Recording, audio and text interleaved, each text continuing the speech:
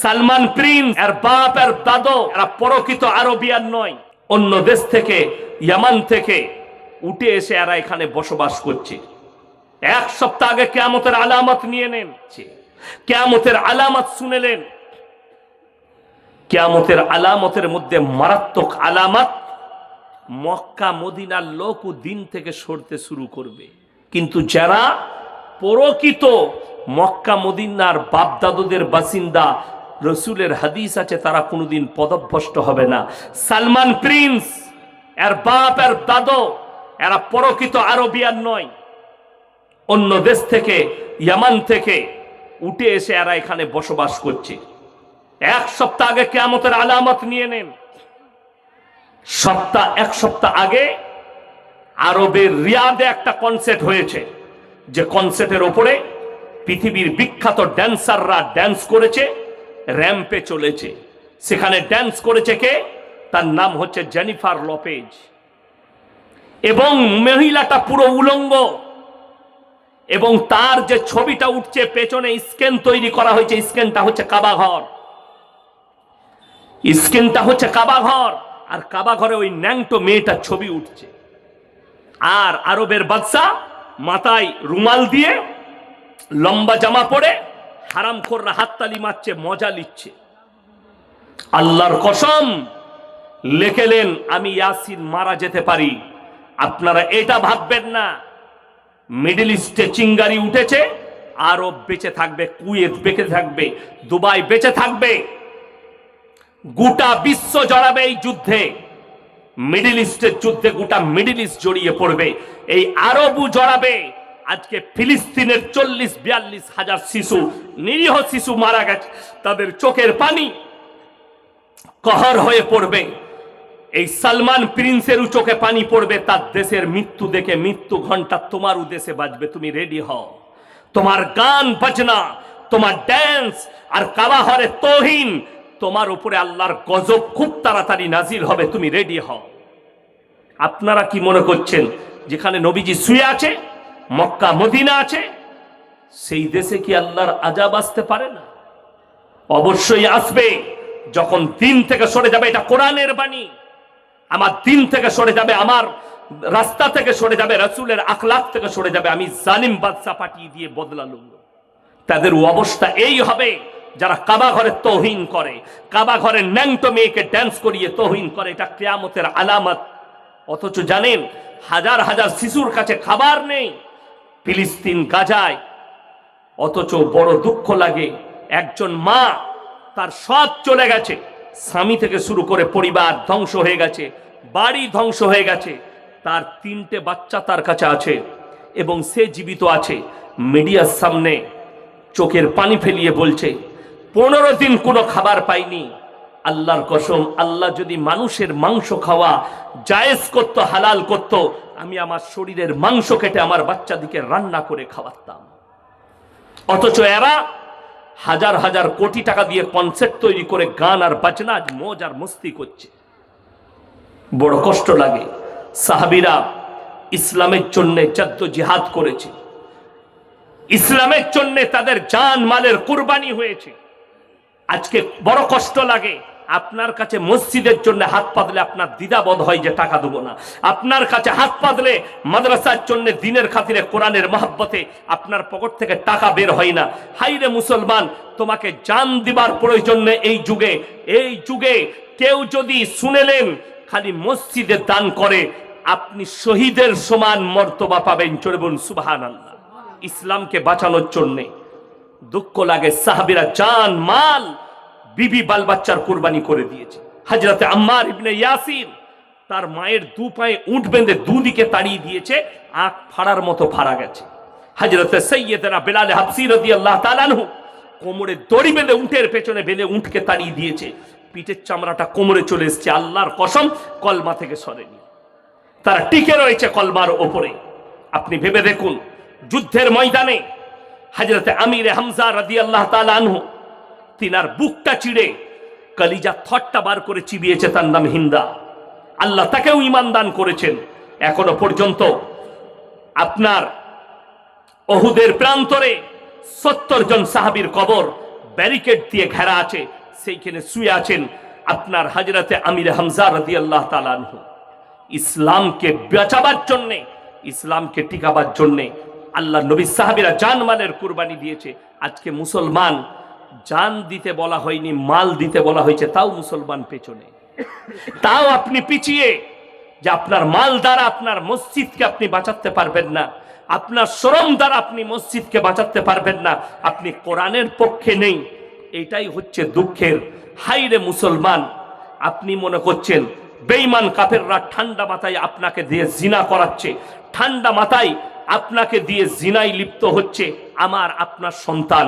শুনবেন তারা কিভাবে ঠান্ডা মাথায় জিনা করাচ্ছে। আপনাকে বলে যাচ্ছি, জায়গাটার নাম কালিয়াচক বাস স্ট্যান্ড। সালটা হচ্ছে 2023 সালের ডিসেম্বরের 30 তারিখ। আপনি ছিলেন তো? গয়েশ বাড়িতে আমার জলসা, সুজাপুর গয়েশ বাড়ি, চিনেন না? চিনেন না আপনারা? খুব চিনেন, কাছি। ওই গয়েশ বাড়িতে আমি জলসা শেষ করেছি 11:45-এ। আমার গাড়ি, আমার সিস্টেম হচ্ছে আমি গাড়ি থেকে নামবো, গাড়িতে চাপবো, 1 মিনিটে আমার গাড়ি 2 কিলোমিটার যাবে। আমার মাদ্রাসা আছে সকালবেলায়, আমি মাদ্রাসা থেকে আমার বাড়ি 300 মিটার, কিন্তু আমি বাড়িতে যাই না, আমি মাদ্রাসায় গিয়ে ক্লাসে আমার রুমেতে আমি আরাম করি ফজরের পরে, যাতে আমার ক্লাস না ছাড়া যায়। চলুন, আমি 11:45-এ গাড়ি ছেড়েছি, 13 মিনিটের মাথায় গয়েশ বাড়ি থেকে আমার গাড়ি কালিয়াচক স্ট্যান্ড। গাড়ি এসে জ্যামে দাঁড়িয়ে গেল, 5-6টা গাড়ি দাঁড়িয়েছে পেছনে।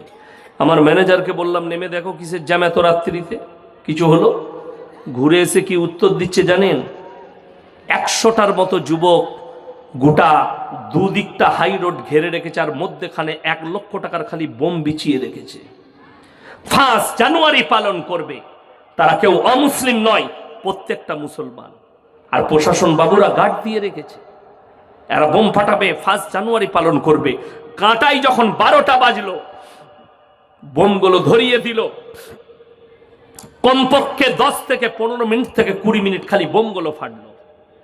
আপনারা এদিকে মুসলমান বলে, আমার মতো মৌলবীর কাছে ফতোয়া হলে এদিকে মুসলমানই বলা যাবে না। মুসলমান সে যে আল্লাহ এবং রসুলের আখলাক থেকে সরবে না। যদি বলেন এই 1 জানুয়ারি পালন করা হারাম, আমার এই হারাম শব্দ যদি কোনো বাপের বেটা মৌলবি কাটতে পারে, আমি জীবনে আজ সমাজের বুকে বক্তব্য দেবো না। আমি কোরআন থেকে দলিল দেবো আপনাদেরকে। এই মাসটা ডিসেম্বর মাসের আজকে ক তারিখ? 2। কালকে আমার নদিয়া চাপড়ায় জলসা আছে, আজকে 2 তারিখ।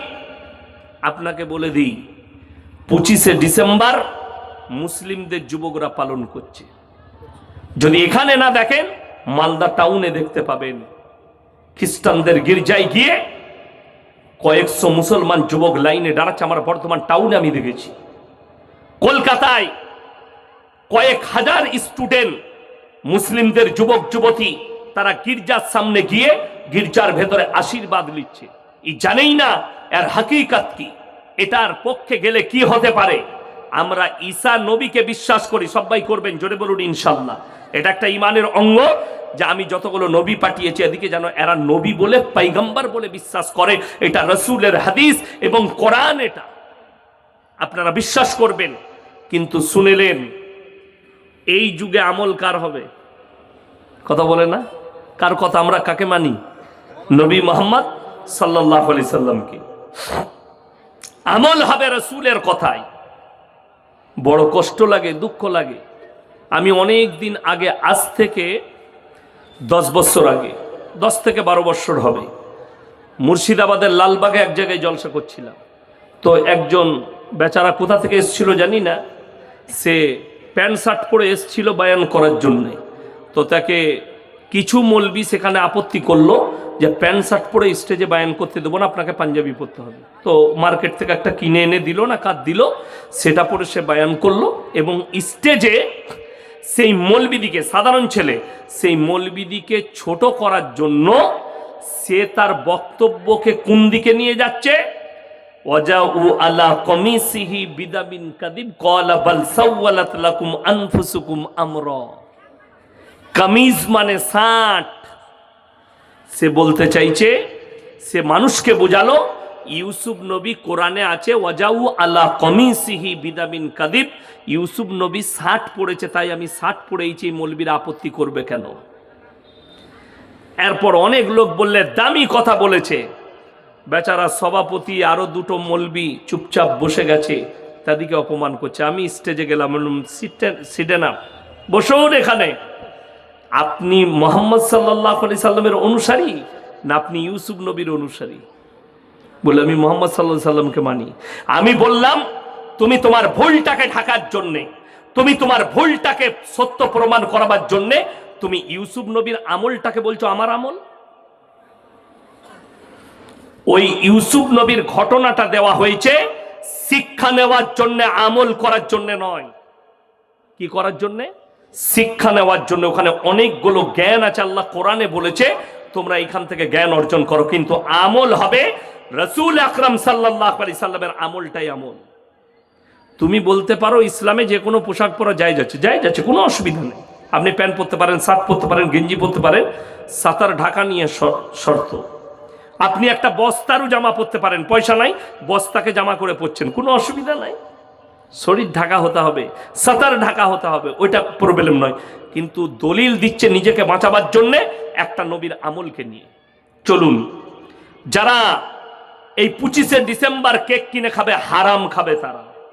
যদি বলেন হুজুর আমার নিয়ত আলাদা, নিয়ত আলাদা হলে তুমি 24শে খেলে না, 26শে খেলে না, 23শে খেলে না, 21শে খেলে না। আপনি যদি বলেন আমি জিদ করে, ইয়াসিন ভাই মানা করেছে, আমি জিদ করে 25ই খাবো, আমার যা পারবে করে নিবে, আমি কি করব? তোমার করবেন তো কে? আল্লাহ।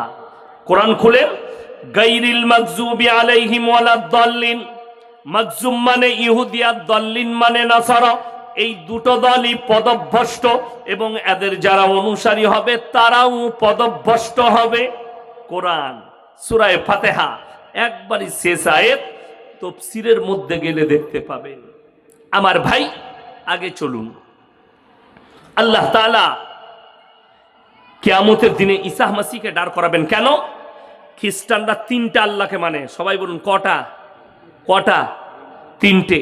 নাম্বার 1 আল্লাহকে বিশ্বাস করেন তিনি সৃষ্টিকর্তা, নাম্বার 2 তার মা মারিয়াম, নাম্বার 3 ঈসা মাসীহকে বলে এটা আল্লাহর বেটা। জোরে বলুন নাউজুবিল্লাহ। তাদের ঈমান ধ্বংস হয়েছে, তারা যখন বলেছে এটা আল্লাহর বেটা তখন তাদের ঈমান ধ্বংস হয়ে গেছে, তারা আহলে কিতাব থেকে বেরিয়ে গেছে। বাংলাদেশের প্রধানমন্ত্রীর বয়ান শুনেছিলাম কিছুদিন আগে, তিনি বলেছিলেন যে আমার ছেলে বিয়ে করেছে খ্রিস্টানদের মেয়েকে, আর খ্রিস্টানরা হচ্ছে আহলে কিতাব। উনি মূর্খ, অশিক্ষিত এবং নিজের দোষ চাপা দিবার জন্য এই কথাটা বলেছে। খ্রিস্টানরা আহলে কিতাব নয়, আহলে কিতাব ছিল, আহলে কিতাব থেকে বেরিয়ে গেছে তখন যখন তারা বলেছে ঈসা আল্লাহর বেটা, তখন থেকে বেরিয়ে গেছে। কোরআন খুলে আমার আল্লাহ কিয়ামতের দিনে ঈসা মাসীহকে দাঁড় করাবেন আর প্রশ্ন ছুড়ে দিবেন, ইসকাল আল্লাহু ইয়া ঈসা ইবনে মারইয়াম আনতা কুলতা লিন-নাসি ইত্তাখিদুনি ওয়া উম্মিয়া ইলাহাইনি মিন দুনিল্লাহ। হে ঈসা, তুমি কি বলেছিলে তোমার কওমকে আল্লাহ ছাড়া আমি আর আমার মা আরো দুটো আল্লাহ? ঈসা নবী বলবেন ক্বালা সুবহানাক, যে কথা বলার আমার হক নেই, অধিকার নেই, সে কথা আমি কেমন করে বলতে পারি? আর আমি যদি বলে থাকতাম ইন্নাকা আনতা আল্লামুল গায়ুব, আপনি আলিমুল গায়ব, গায়বের খবর জানতেন, আপনার তো অজানা হতো না। আল্লাহ বলবেন অবশ্যই জানি, আমি জানার পরও এদিকে বিশ্বাস করানোর জন্য আমি তোমাকে বলেছি। আমার মুসলমান ভাই, সবাই নিয়ত করুন আমরা হারাম কাজ থেকে নিজেদেরকে বাঁচাবো। জোরে বলুন ইনশাআল্লাহ, জোরে বলুন ইনশাআল্লাহ। 25শে ডিসেম্বর তোমার নয়, নিয়ে এসো। 1 ডিসেম্বর তোমার নয়।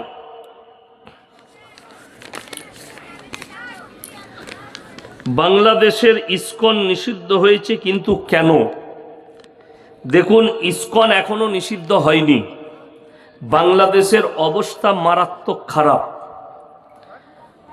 একজন ইসকনের পুরোহিতকে গ্রেফতার করা হয়েছে। আমি দেখলাম, আমার কমেন্টে লেগেছে আপনি খোঁজ রাখেন না, সব খবর রাখেন।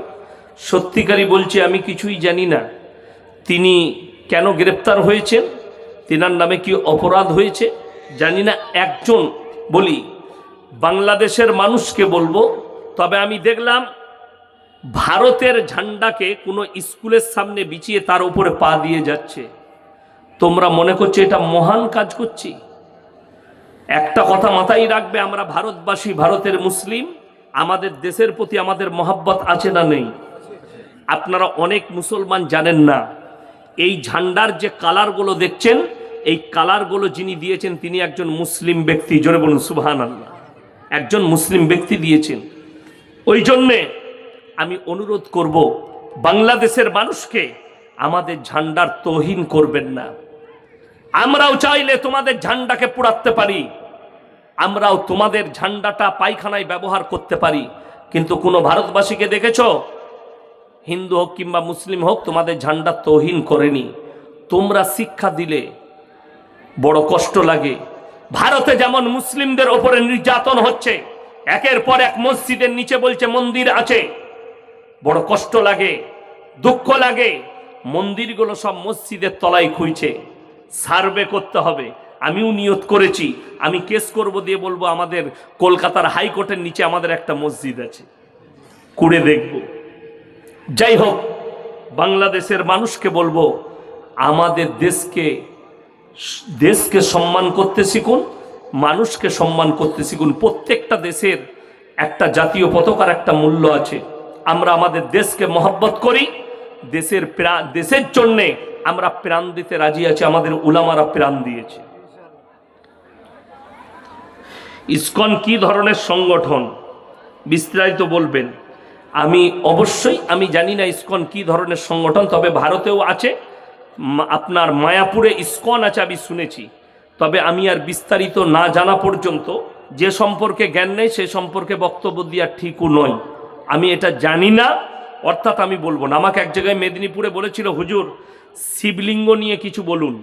আমি বললাম যে ধর্ম সম্পর্কে আমার জ্ঞান নেই এটা আমি কেন বলতে যাব? আমি ওই শিবলিঙ্গ সম্পর্কে আমার জ্ঞান নেই, ওই ধর্ম সম্পর্কে জ্ঞান নেই, ওটা আমি বলবো না।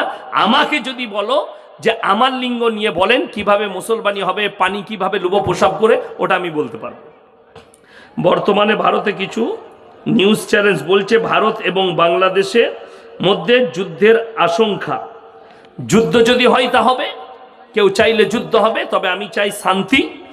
যুদ্ধ যেন না হয়, আমাদের মধ্যে মিল মহব্বত থাকুক, প্রেম প্রীতি ভালোবাসা ভ্রাতৃত্ব আসুক। আসসালামু আলাইকুম প্রিয় হুজুর, আমার প্রশ্ন হচ্ছে, আজ কালের সমাজে একজন মুসলিম ভাই অন্য একজন ভাইকে দেখতে পারে না, বলে যে আমরা সুন্নি মুসলিম, তোদের আকীদা ভালো না। তাই বলি সুন্নি কারা? যারা মিলাদ কিয়াম করে, চোখে চুম্বন করে, শুধু এরাই কি সুন্নি? আর যারা নবী করিম সাল্লাল্লাহু আলাইহি সাল্লামের অনুসরণ করে তারা কি সুন্নি নয়? একটু বিস্তারিত বলবেন। শুনেলেন, যারা রসুল সাল্লাল্লাহু আলাইহি সাল্লামের সুন্নতের ওপরে একনিষ্ঠভাবে দাঁড়িয়ে আছে, রসুল সাল্লাল্লাহু আলাইহি সাল্লাম এবং কোরআন আর হাদিসের ওপরে যারা দাঁড়িয়ে আছে। এই যে এখানে শব্দ লিখেছেন যারা মিলাদ কিয়াম করে, আমি আপনাদেরকে একটা কথা বলে যাই, আল্লাহ নবী চলে যাওয়ার পরে 4 জন খলিফা এসছেন না আসেননি? এসছেন। আমি কোনো দলকে আঘাত করছি না, খালি এতটুকু মাথায় রাখবেন, হযরত আবু বকর সিদ্দিক রাদিয়াল্লাহু তাআলা আনহু যতদিন খলিফা ছিলেন, তিনার জীবন দশায় কেউ যদি একটা প্রমাণ করাতে পারেন যে অমুক সাহাবী মারা গেছেন, তার মিলাদ শব্দের অর্থটা অনেকের জানা নেই। মিলাদ শব্দর